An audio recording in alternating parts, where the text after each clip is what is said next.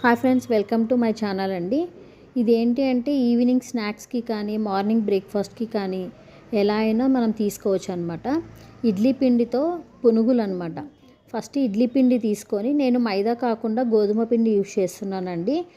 ఒక 2 table spoons of గోధుమ పిండి, ఆనియన్, కరివేపాకు, కొత్తిమీర, అలాగే పచ్చిమిర్చి అనమాట. అవన్నీ వేసి బాగా కలుపుకోవాలి.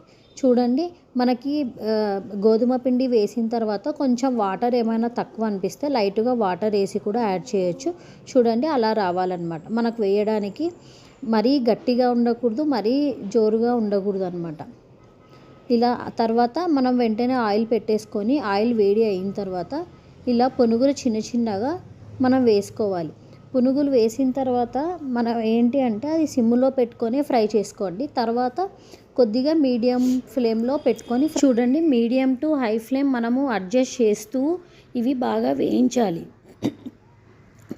ఎందుకంటే హై ఫ్లేమ్లో మనం వేయిస్తే లోపల ఉడకవన్నమాట, లోపల ఇంకా పచ్చి పచ్చిగానే ఉంటుంది. అందుకోసమే ఫస్ట్ మీడియం ఫ్లేమ్లో పెట్టుకొని కొద్దిగా వేగిన తర్వాత మనం అలా కలుపుతూ కలర్ చేంజ్ అయ్యేంత వరకు మనం బాగా వేయించాలి. ఇది సాయంత్రం పిల్లలకి ఈవినింగ్ స్నాక్స్గా కానీ లేదు అంటే మార్నింగ్ బ్రేక్ఫాస్ట్గా కానీ ఎలాగైనా మనం ఇడ్లీ పిండితో చేసుకోవచ్చు అనమాట. ఇందులో నేను మైదా అయినా యూస్ చేయొచ్చండి. మైదా మంచిది కాదు కాబట్టి ఇందులో మనం గోధుమ పిండి యూజ్ చేసాం. గోధుమ పిండి యూజ్ చేసినా చాలా క్రిస్పీగా వచ్చాయండి.